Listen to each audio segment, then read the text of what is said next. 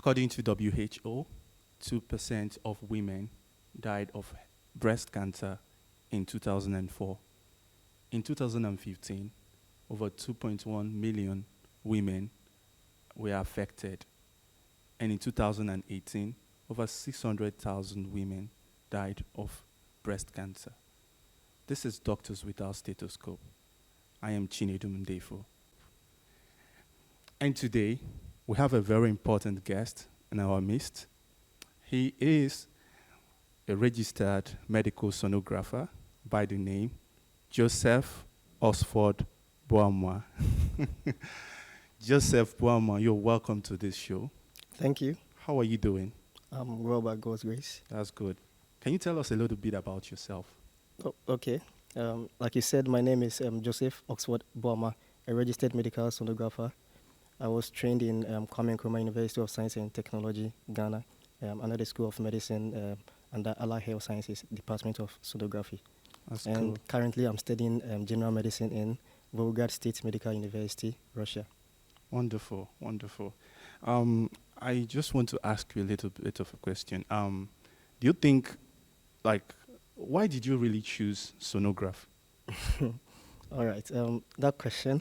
All right, so growing up, I'm this kind of a person who is curious. Okay. And I like to find out things happening to people and also give my best, help them in whatever they are suffering from. So I wanted to do something to help people. So I, first of all, pursued science in the secondary school. And then I went to the university looking for something to do. And I heard more about medical ultrasound.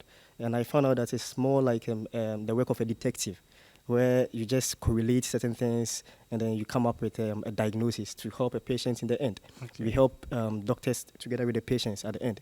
So it was something that I love doing, because at the end of the day, it's like a diagnostician. So I just pursued that. Now, doing this, did you really find fulfillment? Full-time fulfillment? Fulfillment. Okay, I'll give a yes and a no answer to this. Okay. The reason is it was actually ultrasound that really pushed me to where I am now. Like I said, I'm the kind of person who likes to behave like a detective, find out what is really wrong and then help people. But doing ultrasound, I got to know that my job was just giving diagnosis, and I couldn't really help the patients to some extent. I help them by giving them the diagnosis, and then when it comes to the treatment, I'll have to leave it for someone else to do. Okay, so thinking about that, I decided to pursue something else, something higher than what I already was doing. So it was that one that introduced me to what I'm doing right now. Okay. What is this importance of sonography?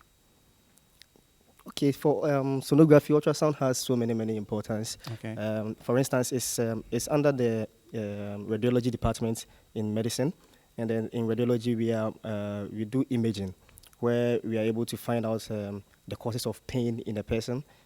If someone is sick, normally the doctors are thinking of so many things. We call it differential diagnosis. Okay, we have so many things that we think about, and then we want to really rule out certain things and then come up with a concrete diagnosis. Okay, so we use imaging. So ultrasound is one of the imaging modalities, and then ultrasound too is less expensive as compared to other imaging modalities. Okay. And another thing too is it doesn't use radiation. Oh. So in a way, we are not harming the patient. There That's has very not been any known risk of ultrasound so ultrasound. far. That's good.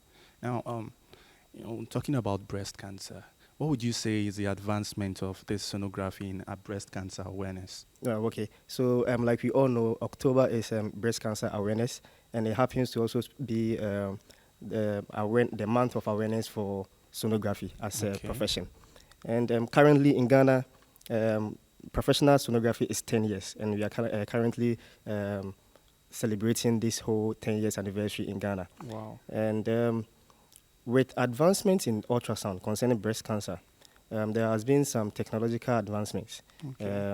From the advent of sonoelastography, where it focuses on the elastic tissues to be able to differentiate between malignant and benign tissues, benign lesions, sorry. And then also we have what we call the automated 3D ultrasound, where you just have to put the ultrasound on the breast, and then it scans the entire breast to be able to come up with a definite diagnosis. You're able to know if a lesion in the breast is malignant or benign. So what I mean by malignant or benign is whether it's cancerous or non-cancerous. Okay. Well, on this awareness, has there been any improvement in your country with the awareness that sonographers have really done? Yeah.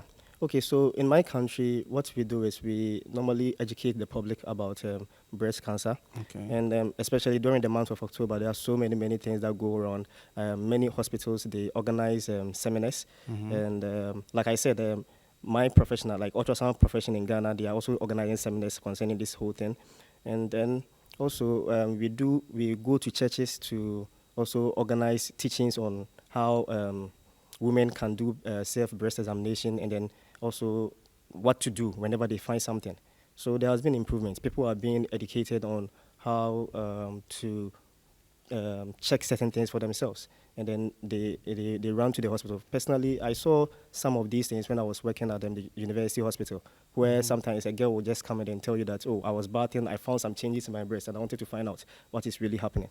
So you could see that it's actually improving. It's helping the public.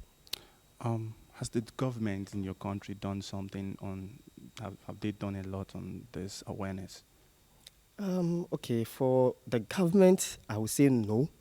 Okay. But the healthcare professionals are doing their best. Wow. So in a way, it's covering all that. Because in my country like this, it's really something that most of the healthcare professionals are into, regardless of wherever they are. The midwives, the nurses, they all get into it. And then we all do our best to educate the public on breast cancer. You know, sometimes a lot of young women, they don't want to come out to when they find it, they feel embarrassed to share it with someone. What can you really say on that? I would tell them not to be embarrassed because, you read the stats. One thing that we know about breast cancer is, so far as you are a woman, you are prone to get breast cancer. And if, for instance, you are bathing one day and then you find a difference in your breast, the best thing to do is to follow it up, because you might not know what it can lead to. Okay, and it's not all lesions. It's not all lesions that are cancerous. Some are not cancerous. So the earlier we find it, the better. So we are able to check to find out whether it is cancerous or it's not cancerous. And then I think we say early detection always saves lives. Of course. So you shouldn't be embarrassed. It's part of you as a woman. It's part of you. So if you find something that you are not used to, something abnormal, just follow it up. So in the near future, where do you see the technological advancement of sonography? Okay, so I believe now ultrasound is really growing in so many aspects. Last week, one of my colleagues on our professional page posted a picture, and then it was this blind woman who came for ultrasound. And then the blind woman, how would a blind woman even see the baby? But then with 3D ultrasound, the image was printed in a 3D form, and you could see the smile on this on the woman's face. Wow. He was just touching the baby. You could feel the nose, the head, the forehead, and then everything. Like it was wonderful. Yeah, it was wonderful. Yeah. So looking at that, and then with other advances we have something we call sonohysterography. Okay, and then there are other things. We now do what we call interventional ultrasound. So I believe so many things are happening in the profession of ultrasound, and then in the future, I have greater hope that other things will come up too. Okay, now I'm talking about you right now, because you're already a sonographer and now you want to further your education in medicine.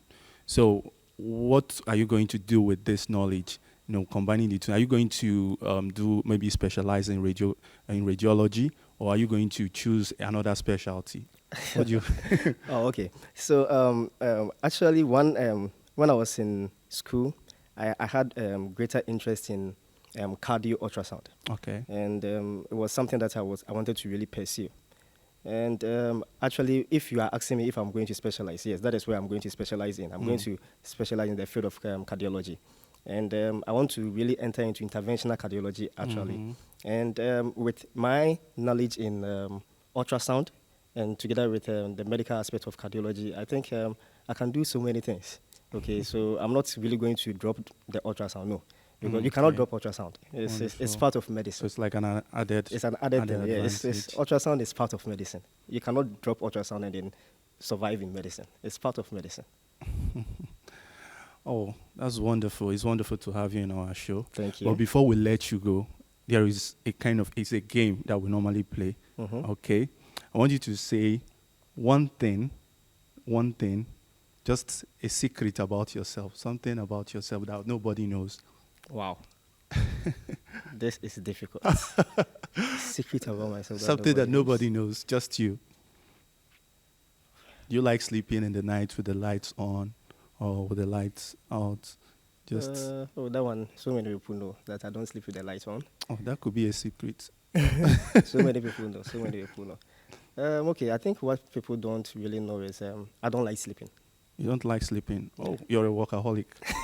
I wouldn't say a workaholic, but I don't find fulfillment in sleeping. So I Hmm. sleep maximum 3 hours, 4 hours a day.